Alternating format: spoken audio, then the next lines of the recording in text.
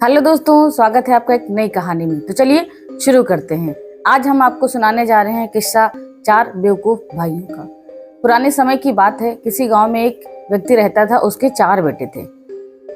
बाप के लिए तो चारों बेटे बहुत ही लाडले थे, लेकिन थे वो निहायत ही बेवकूफ किस्म के थे। उनके पास एक घोड़ा था। कुछ दिनों के बाद जो व्यक्ति होता है वो गुजर जाता है और उसके बेटे अकेले रह जाते हैं। वो चारों भाई सोचते हैं कि बाप तो रहा नहीं है, अब इस घोड़े को कौन पाले। तो चारों ही सलाह मशविरा करते हैं कि भाई इसको कैसे बांटा जाए। कोई कहता कि एक टांग मैं लूंगा, कोई कहता एक टांग मैं लूंगा। इस तरह से चार टांगे तो बट गई, लेकिन पूरे जिस्म का क्या होगा? अभी तो सर भी है और पूंछ भी है, ऊपर का हिस्सा। ये सब सोच सोच के सब माथे पे हाथ रख के परेशान बैठे थे। कोई ये टांग पकड़ता, कोई वो टांग पकड़ता। उनको देख करके ये समझ में नहीं आता कि वो आखिर कहना क्या चाहते हैं। उसी वक्त एक मुसाफिर वहां से निकला और कहने लगा, अरे भाई तुम लोग क्यों परेशान हो इतना, क्यों इतनी बकबक कर रहे हो? तो वो उससे बोले, तुमसे क्या, तुम चलो यहाँ से। अब वो कहने लगा, अरे क्यों, बताओ ना, तुम इतनी देर से बकबक कर रहे हो। तो उसने कहा, अच्छा ठीक है, जानना चाहते हो तो सुनो। हम इस घोड़े का बंटवारा करना चाहते हैं और इसको कैसे हम काट के बांटे। तो वो बहुत ही गुस्सा हुआ उन पे, इसको काट के क्या करोगे? अरे भाई इसको बाजार में बेच दो शहर जा करके, और ये इसका जो रुपया मिले उसको तुम लोग आपस में बांट लो। तो छोटा भाई कहने लगा, भाई बहुत अच्छी बात है, और वो राजी हो गया। चारों भाई जब सहमत हो गए तो चारों ने क्या किया, घोड़े को लगाम कसी और उसकी पकड़ के लगाम चल दिए शहर। जब चल दिए, रास्ते में चलते चलते उनको हो गई देर। वही रास्ते पे उनको जब जंगल पड़ा तो सोचे कि इससे पार जाएंगे, इससे अच्छा यहीं पे आराम कर लेते हैं।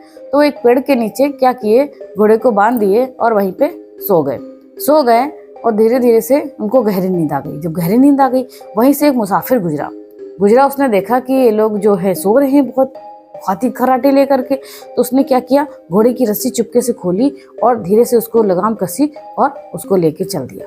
चोर जब वो उसको लेकर के चला गया, भाई थोड़ी दूर पहुंचा था, तब तक जो है एक भाई जगा और कहने लगा, भाई कोई घोड़े को खोल ले गया, चोरी कर ले गया।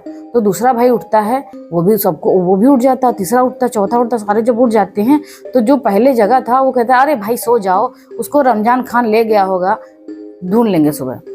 फिर सो जाते हैं, सारे सो जाते हैं। सवेरे को जब आंख खुलती है तो क्या होता है, वो चल देते हैं आगे शहर के। चलते चलते वो रेतीले जगह पे जब पहुंचते हैं थोड़ी दूरी पे, तो रास्ते में दिखते क्या है कि एक ऊंट के पांव के निशान दिखाई पड़ते।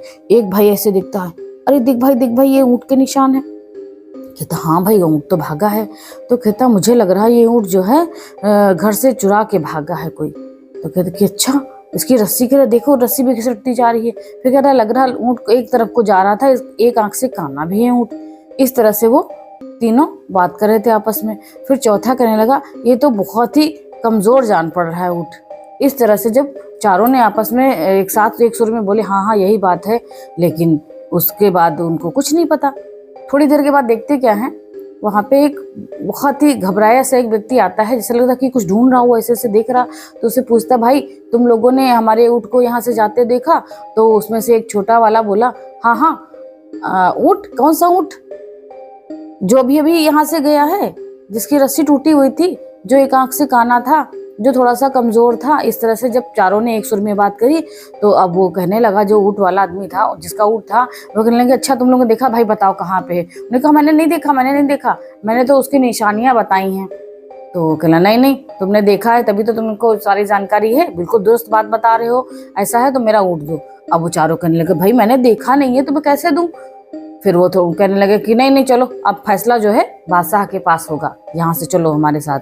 वो चारों उसके साथ हो लेते हैं और वो ऊंट वाला भी आदमी है। उसके आगे थोड़ा सा और बढ़ते हैं तो उसको एक इंसान के पैर के निशान दिखाई पड़ते हैं। तो फिर वही बड़ा भाई कहता है, इस बार कहता है कि भाई ये तो कोई औरत के निशान है पैर के। तो कहते हैं, औरत के निशान है, तो लग रहा कि ये औरत पेट से थी, लग रहा कि इसको बच्चा होने वाला है। दूसरा बोलता, तीसरा बोलता, हाँ भाई लग रहा कि गुस्सा होके ये रात में भागी है। तो चौथा कहता है कि लग रहा है कि बहुत ही नाराज थी। तो कहता, हाँ भाई हाँ। चारों एक साथ बोलते, हाँ भाई हाँ यही रहा होगा। उसके बाद थोड़ा सा और चलते हैं तो देखते क्या, एक व्यक्ति और फिर घबराया हुआ सारा, वो भी पूछता है कि भाई तुमने इधर से किसी औरत को जाते हुए देखा?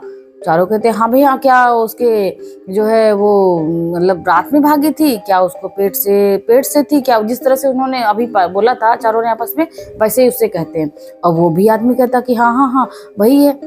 तो कहने कहाँ है बताओ तुम लोगों ने मेरे, अब वो झगड़ने लगता है कि तुम लोगों ने इतनी जानकारी बताई वो बिल्कुल सही थी मेरी औरत के बारे में, अब तुम ही बताओ, तुमने ही मेरी औरत को कहीं छुपा के रखा, जल्दी बताओ जल्दी बताओ।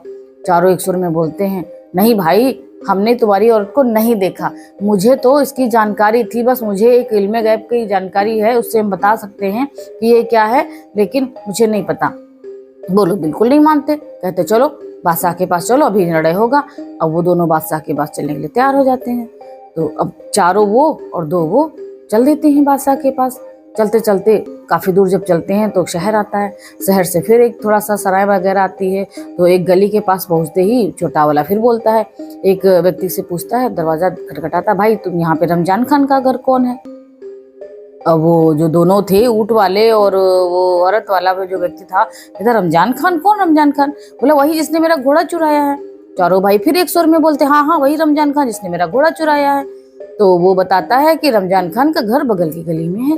वो जाके दरवाजा खटखटाता है तो उससे निकलता है, बोलता है कि क्या नाम है तुम्हारा? तो पूछता है रमजान खान है। तो बता देता है, कहता कि अच्छा तुम ही रमजान खान, तुमने मेरा घोड़ा चुराया है, ऐसा है मेरा घोड़ा वापस करो। अब वो अवाक कि अरे मैं तो यहाँ रहता हूँ, मेरे कब से मुझे क्या पता तुम्हारा घोड़ा कैसा है कैसा नहीं। इस तरह से वो नहीं मानता। जब नहीं मानता है तो चारों भाई कहते हैं ठीक है तुम भी मेरे साथ राजा के पास चलो, जो यहाँ के बादशाह हैं उनके पास ही फैसला होगा। अब भाई सारे के सारे चल पड़ते हैं राजमहल, पहुंचते हैं दरबार में और बादशाह सलामत बैठे हुए हैं। कहते हैं हुजूर इन चारों भाइयों ने वो जो जिसका ऊँट खोया था वो भी अपनी मतलब अरदास लगाता है, और दूसरा होता कहता भाई ये चारों जो भाई हैं बादशाह सलामत, इन्होंने हमारी औरत को गुमा दिया है और ये इन्हीं के कब्जे में है। वो कहते नहीं नहीं मैंने नहीं देखा। इस तरह से जो है वो घोड़े की बात जब वो करता है तो रमजान खान कहते हैं इन्होंने ज़बरदस्ती मेरे को इल्ज़ाम लगाया हुआ है कि मैंने इनका घोड़ा चुराया है। अब उन भाइयों से वो जो बादशाह सलामत होते पूछते हैं कि क्यों तुमने देखा था इसको घोड़ा चुराते हुए? तो उसने कहा कि नहीं नहीं महाराज हमने नहीं देखा। तो कहते हैं कि क्यों? बादशाह सलामत बोलते जब तुमने देखा नहीं है, कोई सबूत नहीं है, तो ये घोड़ा कैसे बता सकते हो तुम? तो कहते हैं बादशाह सलामत माफी मिले मैं तो कुछ बात बोलूं। तो कहते हैं ठीक है बताओ तुम्हें माफ करते हैं। तो उसने कहा, चारों भाइयों ने एक स्वर में कहा बादशाह हुजूर हम जो है एक इल्म गैब जानते हैं, इसके जरिए हम पता लगा लेते हैं कि क्या क्या हुआ वाकया। तो कहते हैं कि अच्छा बताओ भाई, अगर तुम ऐसा कुछ है तुम्हारे अंदर ये हुनर है तो मैं तुम्हारी परीक्षा लूंगा, इम्तिहान लूंगा। अगर तुम इस इम्तिहान में पास हो गए तो फिर मैं तुम्हें माफ करूंगा। बोले ठीक। अब चारों तैयार, भाई चारों भाई एक साथ खड़े हो गए लाइन से। बादशाह सलामत ने कहा ठीक है अभी मैं तुम्हारे सामने एक सामान जो होगा उसको एक वस्तु के अंदर एक दूसरी वस्तु छिपाऊंगा और तुम्हें बताना है उस वस्तु को कि वो क्या है। बादशाह सलामत एक संदूक मंगवाते हैं, उसके अंदर एक कुछ भी वो छिपा देते हैं और वहीं पे सामने रख देते हैं। अब छोटे भाई से शुरुआत होती है। छोटा भाई कहता है कि कुछ गोल गोल सा है। दूसरा बोलता है उसके सिर पे ताज है। तीसरा बोलता है उसके अंदर छोटे छोटे दाने भी हैं लाल लाल। अब जो चौथा भाई था, अरे घुमा फिरा क्यों रहे हो, सीधे क्यों नहीं बताते कि वो अनार है? अब बादशाह सलामत बहुत खुश, कहते वाह भाई वाह, इसको तो वाकई इल्म है और तुमने इसी इल्म के जरिए इन चीजों की बात बताई। तो कहते हाँ बादशाह सलामत यही बात थी।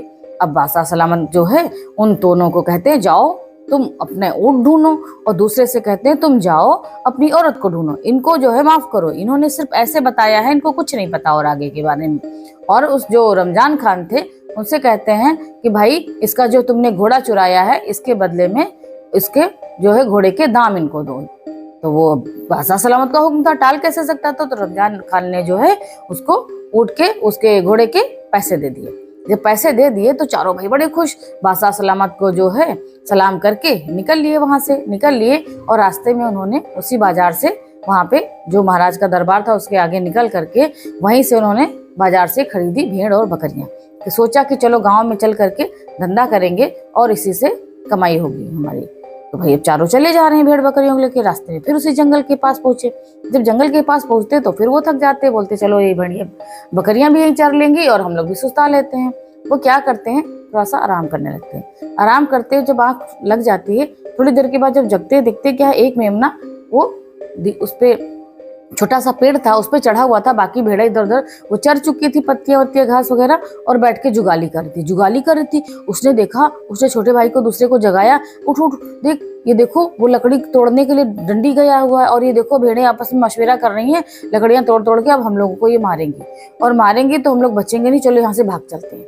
भाई भागने लगते हैं, वो भागने लगते, तब एक भेड़ उसके पीछे पीछे जाती है। जब पीछे पीछे जाती है तो कहता भाई ये तो मार के ही दम लेगी। उसने क्या किया, अपने पास से एक बड़ा हुआ पत्थर पड़ा हुआ था, उसको उठाया और दे मारा। उसके सिर पे जब दे मारा तो बेचारी को लग गया, और वो वहीं पर ढेर हो गई, गिर गई भेड़। और वो भागते भागते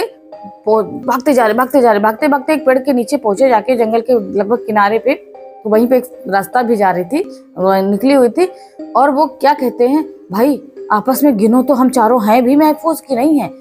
अब एक बंदा जो होता है वो गिनता 1 2 3, वो तीनों का ऐसे पकड़ पकड़ के देखता है, अपने को गिनना भूल जाता है। कहता भाई एक भाई कहाँ गया? फिर दूसरा कहता मैं गिनता हूँ। उसने कहा 1 2 और 3, उसने भी 3 गिना। फिर तीसरा भाई कहता है मैं भी गिनता हूँ, एक कम कैसे निकलेगा? 1 2 3, उसने भी गिना। चौथे ने भी यही गिना। दूर वहीं सड़क पे रास्ते में एक राहगीर जा रहा था, घोड़े पे बैठा जा रहा था। उसने ये तमाशा देखा, कहा ये तो निहायत ही अव्वल दर्जे के बेवकूफ हैं, खुद को गिन नहीं रहे हैं और सामने वाले को गिन रहे हैं। उसने कहा क्या किया, आया वहां पे, घोड़े से उतरा और कहा तुम लोग ये बताओ कर क्या रहे हो? तो क्योंकि वो जान तो चुका था पहले से ही, लेकिन फिर भी उनसे पूछा कि कर क्या रहे हो। जब उन लोगों ने बताया कि हम लोग 4 थे भाई, और वहां से भागते भागते आए हैं, यहाँ पे देखो हम लोग की संख्या कम हो गई, हम तो 3 ही भाई बचे हैं। कि अच्छा अगर मैं तुम लोग की गिनती पूरा कर दूं तो तुम क्या करोगे? कि अगर पूरा कर दोगे भाई, जो तुम कहोगे हम तुम्हारी गुलामी मंजूर कर लेंगे। तो क्या सही? तो हाँ बिल्कुल सही। तो उसने कहा ठीक है, हम अगर तुम्हारी गिनती पूरी कर देंगे, चारों भाइयों को मिला देंगे, तब तुमको हमारी गुलामी कबूल करनी पड़ेगी। वो बोले भाई कबूल करेंगे, आप जल्दी से हमारे भाई को मिलाओ। उसने क्या किया, एक भाई का हाथ उठाया, दूसरे के हाथ में दिया, उसको गिनती किया 2, दूसरे का दिया हाथ, तीसरा को बनाया 3, और फिर चौथे का हाथ उसमें मिलाया और बना दिया 4 भाई। 1 2 3 4। अब वो चारों बड़े खुश कि हाँ हम तो 4 हैं। उन्होंने हाथ पकड़ के दिखा, अरे वाकई हम तो 4 हैं। फिर उन्होंने कहा ठीक है, हम अब तुम्हारी गुलामी कबूल करते हैं। कहा ठीक, अगर तुम हमारी गुलामी कबूल करते हो, चलो हम तुम्हें जहाँ ले चलेंगे वहाँ चलो। पहले लेकिन बात तो बताओ हुआ क्या था? तो क्या भाई, हम आ रहे थे जंगल से, हमने भेड़ बकरियां खरीदी, पूरा किस्सा सुनाया, और कहा कि एक बकरी वहाँ मेमना चढ़ गया था, वो तो कह रहा था कि डंडी तोड़ करके हम तुमको मारेंगे, और वो जो लकड़ियां तोड़ तोड़ के डंडी बनाएंगे। और भेड़ें जो थी वो भी आपस में मशवरा कर रही थी कि अच्छा चलो मुझे दिखाओ चल करके। वो ले जाता है वहीं पे, तो देखता क्या है, सामने वही भेड़ मरी पड़ी है, और बाकी बकरियां और भेड़ें सब बैठी हुई थी। तो वो जाता है, प्यार से भेड़ों को ऐसे सहलाता है और बोलता है कि चलो अब इनको भी साथ में ले चलो, ये कुछ नहीं तुम्हारा करेंगे। कहा ठीक, चलो ले चलो। तो मान जाते हैं, ले करके वो अपने घर आता है। घर आता, उसके घर में जो है बहुत बड़ा घर था, उसकी बूढ़ी माँ थी, वो बीमार रहती थी।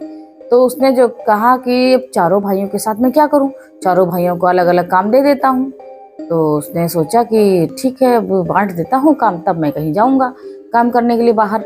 तो उसने कहा कि एक भाई को कहा तुम ये पकड़ो, हमारी पंखा है और या जो भी है, हमारी माँ की खिदमत करना, ये सोई हुई हैं, इनको बिल्कुल कोई भी चीज़ उनके पास आनी नहीं चाहिए। मैंने कहा कि क्यों? तो कहा कि नहीं, वो बहुत ही मतलब हाथ पर हिला नहीं सकती हैं, इतनी बीमार हैं, मक्खी देखो ना बैठने पाए। उसने मान ली बात, कि हुजूर आप जो बताएंगे वो हम वो करेंगे। वो उनकी माँ के पास बैठ गया। दूसरे वाले को उसने कहा जाओ तो हमारे बैलों को चारा खिलाना, बहुत जब अच्छा खासा खा लें तभी उनको हटाना। उसने कहा ठीक हुजूर, हम उनको भरपेट खिलाएंगे। तीसरे वाले से कहा तुम जो है बकरियां चराने के लिए जो ले करके आए हैं, इनको चराने के लिए रेडी जाओगे जंगल की तरफ और ले आओगे। पास में जंगल के नहीं जाना, बिल्कुल गांव के करीब में ही रखना, वहीं पे चारा है और वो चर लेंगी और फिर उनको ले आना। और जब चौथा भाई बचा, उससे कहा तुम गेहूं का खेत है, पक गया है खेत, और उसको तुम काटोगे फसल को। अब भाई चारों को जब काम बांट दिया, फिर वो अपने घोड़े पे सवार हुआ और चल दिया। जब चलते चलते वो तो चला ही गया अपना कमाने के लिए, इधर क्या करता है, जो भाई उसकी माँ के पास बैठता था, वो बैठा हुआ देख रहा है कि मक्खी आती है तो हम भगाएंगे। उसने क्या किया, वहीं पड़ा हुआ एक मोटा डंडा उठा लिया। मक्खियां तो होती हैं, इधर से उड़ रही, उधर से उड़ रही। उसने सोचा ये मक्खी को कैसे भगाए। उसने एक डंडा मारा तो बूढ़ा माता बहुत तेज से चिल्लाई, लेकिन उसमें कोई असर नहीं हुआ। उसने कहा मक्खी को तो मार के दम लेंगे। उसने फिर से डंडा उठाया और फिर बहुत ही तरकस के मारा। इस तरह से उसने पीट पीट के उस बूढ़ी माँ को बेचारी को मार ही डाला। मार डाला। और जब बूढ़ी माँ चिल्ला चिल्लू के शांत हो गई तो उसने क्या किया, उसने आराम से कपड़ा उड़ा दिया, कहा माता जी बिल्कुल शांत हो गई, अब आराम से सोएंगी। और वो वहां से हट के बाहर आ गया। इधर दूसरा भाई जो था वो बैलों को खिला खिला के चारा परेशान हुआ जा रहा था, वो बहुत ही भूखे थे। फिर उसने क्या किया, उन बैलों को मार दिया और उसी भूसे चारे में उनका मुंह घुसा दिया। कहा अब हम कब तक खड़े रहेंगे और तुम आराम से खाओ। धड़ अलग और उनके सिर अलग, उन्हें उसी में घुसा दिया। अब जो है बचा ये तीसरा भाई जो बकरी और भेड़ को चराने गया था। वो जहाँ पे चारा मिलता था, हरी घास थी, वहां पे बकरियां चर थी। कहीं से भेड़िया जो है छूट गए, जंगल की तरफ से आए और वो बकरियों को मार मार के खाने लगी।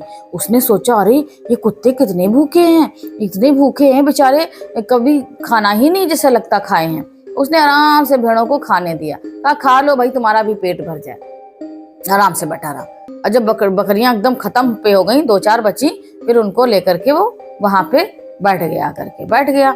अभी सुनो चौथे भाई की बात। चौथा भाई जो है गेहूं के खेत में जाकर के बैठता है, सोचता कि या अल्लाह कितने सारे हमें ये काटने पड़ेंगे, ऊपर वाले ने हमको ये इतना बड़ा खेत दे दिया काटने के लिए, इसका मैं क्या करूं। तो सोचा बूढ़ा माता जो हैं वो तो रहते हैं बीमार और उनको ये रोटियां पकाने में बहुत तकलीफ होगी। ऐसा करते हैं इस गेहूं की बालियों को भून देते हैं, जब दाना भुन जाएगा तो आराम से सभी लोग इसको डलिया में रख करके खाया करेंगे। उसने क्या किया, उसने खेत में आग लगा दी, सारा खेत धुंध धू करके जल गया। जब तो वो बहुत ही खुश, कहा कि अभी तो दाने निकल आएंगे, आराम से लेकर के घर जाऊंगा। फिर वो शाम हो जाती है, सभी भाई इकट्ठे घर पे वापस बाहर बैठ जाते हैं। तब तक वो जो घुड़सवार था उसका मालिक वो आया, कहने लगा कि भाई तुम लोग ठीक ठाक हो? कहने हाँ हम लोग ठीक हैं। सबने कहा कि काम अच्छे से किया, चलो माता जी को देखते हैं कि कैसी तबीयत है उनकी। तो माता जी बहुत अच्छे से आराम कर रही हैं, एक बार भी आवाज नहीं की। मैंने उनकी जितनी मक्खियां लग रही थी सबको मैंने मार डाला, मक्खियों को, और वहीं पे डंडा रखा हुआ था। अब वो जो मालिक था वो वहां पे जब से पहुंचा तो देखा क्या, चादर हटाई तो खून खच्चर सब निहाय थी, खून से लथपथ उनकी माता जी, बूढ़ा माता लेटी हुई थी, वो तो मर चुकी थी। अब वो धाड़ मार के रोने लगा, तूने मेरी माता जी को मार डाला। लेकिन चलो वो तो बाहर है क्योंकि वो बीमारी रहती थी, ज्यादा इतना उसको नहीं कि माँ थी उसकी तो अफसोस तो बहुत था। अब क्या करे, बाहर आके फिर पूछा कि तुमने क्या किया, तुम बकरियां ले आए कि नहीं ले आए। उसने कहा अरे भाई बकरियों को तो कुत्ते इतने भूखे थे, वहां आए और देखा मैंने कुत्ते एकदम से इतना उनको खाने पसंद कर रहे थे, मुझे लग रहा बहुत सालों से भूखे हों। और मैंने क्या किया, हमने सोचा कि कुत्ते भूखे हैं बेचारे, उनका पेट भर जाए, और मैंने बकरियों को खाने दिया और बकरियां 3-4 बची वो मैं ले आया। उसने सिर पीट लिया कि भाई ये क्या हुआ। उससे पूछा बैलों को तुमने चारा खिलाया अच्छे से? कहा कि हाँ हुजूर चलिए देख लीजिए। उसने क्या देखा, बैलों के मुंह जो है धड़ हैं जो चारे में पड़े हैं और उनके नीचे के धड़ नीचे पड़े हैं। उसने वहां भी सिर पीट लिया कि क्या हमने किसको काम सौंप दिया। अब उसका जब इतना माथा ठनक चुका था, उसने चौथे भाई से पूछा भाई तुमने क्या किया, गेहूं की फसल कटी? उसने कहा कि हाँ हुजूर, मैंने क्या किया, मैंने जो सोचा कि माता जी को रोटी बनाने में कष्ट होगा तो मैंने जो है उसको गेहूं को भूनने की सोची और मैंने उस पर माचिस लगा दी और सारा खेत आराम से जल गया। अब दाने ही निकालने हैं हुजूर। अब तो उसने जो है सिर पीट लिया कि हे भगवान, मैं कहाँ से इन लोगों को उठा के ले आया। फिर उसने कहा अच्छा ठीक है, चलो इतना तो तुमने किया, अब तो सब बर्बाद ही तुमने कर दिया है, चलो अब जाओ कब्रिस्तान में और जाकर के कान के बराबर एक कब्र खोदो, जाकर ये लो बेलचा फावड़ा और ले जाओ। चारों भाई चल देते हैं कब्रगाह में। वहां पे उन्होंने कब्र खोद दी थी, उसे थोड़ी सी कब्र खोदी और उसको नापा। एक भाई जो खोद रहा था दूसरा नापा कान रख करके कि कितनी है कान के बराबर, ये तो कान से बड़ी हो गई। तीसरे ने नापा, चौथे ने नापा, वो ऐसे ही कान रख के जमीन पे नापते, अरे ये तो कान से बड़ी हो गई। दौड़े भागे आते हैं मालिक के पास, मालिक चलिए, मालिक रो रहे हैं, मालिक आंसू पोंछ रहे हैं, रो रहे हैं। मालिक से कहता हुजूर चलिए, कब्र हमने खोद दी। उन चारों को इतनी जल्दी आया देख वो सोचता कि तुमने कब्र खोदी कि क्या खोदा है, अभी तो कितना टाइम हुआ, गए हुए तो काफी देर लगती है, तुमने कितनी मेहनत कर डाली। उन्होंने कहा हुजूर चल के तो देखिए, हमने बहुत जल्दी काम किया है। अब वो जाता है, वहां जाता है, जब देखता क्या वहां पे कुछ नहीं है तो कहता हुजूर कान से नाप के देखिए, और चारों के चारों भाई जमीन में अपना कान लगाने लगे। जब लगाने लगते हैं तो उनकी बेवकूफ़ी पे उतना शर्मिंदा होता है देख करके, उनको काम ये मैंने सौंप दिया, कहाँ मैंने सिर दे मारा। वो कहता है अच्छा ठीक है कोई बात नहीं है, मैं कब्र खोद लूंगा, मेरी तो माता जी हैं, मैं तो उनको अच्छे से दाह संस्कार करूंगा, तुम लोग ऐसा करो मेरी माता जी को जाओ घर से ले आओ जा करके। उनकी लाश को ले आओ, मैं यहीं दफनाऊंगा। अब वो अपना कब्र खोदने लग जाता। चारों भाई क्या करते हैं, घर जाते हैं, चारपाई समेत उठा लाते हैं, उनको उठा के लेके आते हैं भागते हुए, और वो लाश कहीं रास्ते में गिर जाती है। गिर जाती जैसे वो चारपाई रखते हैं वहां पे जहाँ पे कब्रिस्तान होता है, कब्र खुद रही होती, और वो देखता कि मेरी माताजी तो है नहीं। और वो सिर पीट लेता कि मेरी माताजी की लाश कहाँ गई, लेके आओ, नहीं तो तुम लोगों को यहीं पे बहुत मारूंगा मैं। फिर वो फिर भाग के जाते हैं, ढूंढते हैं, लाश तो उनको मिलती नहीं है। और वो वहीं पे एक बकरी चरा रही होती है एक बुढ़िया, उसको पकड़ लाते हैं, कहते हैं चलो तुम्हारे चक्कर में हमको मारा जा रहा है और वो मेरे मालिक मुझे मार रहे हैं, उनकी माताजी जो है कहीं गायब हो गई हैं और तुम यहाँ बकरी चरा रही हो, लकड़ी बीन रही हो, चलो। उस बुढ़िया को जबरदस्ती वो पकड़ के वहां पे लाते हैं। जब बुढ़िया को लाते हैं तो देखता क्या है, वो जो होता है घुड़सवार मालिक उनका, कहता है ये किसको तुम पकड़ के ले आए हो। तो बहुत ही शर्मिंदा होता है और माताजी से क्षमा मांगता, कहता है माताजी मुझे माफ करें, ये लोग हमारी माताजी को मार डाले हैं पीट पीट के, और उनका जो है लाश को भी कहीं घुमा दिए हैं। तो उनको वो छोड़ देता है, फिर अपनी माता की लाश को ढूंढ करके लाता है बुढ़िया माई को और वहां पे दफना देता, और चारों भाइयों को कह देता है भाई तुम मेरा पीछा छोड़ो, तुमसे तो हम बहुत ही भर पाए हैं। तो इस तरह से ये कहानी यहीं खत्म होती है दोस्तों। मिलते हैं बहुत ही जल्द अगली कहानी में, तब तक के लिए बाय बाय।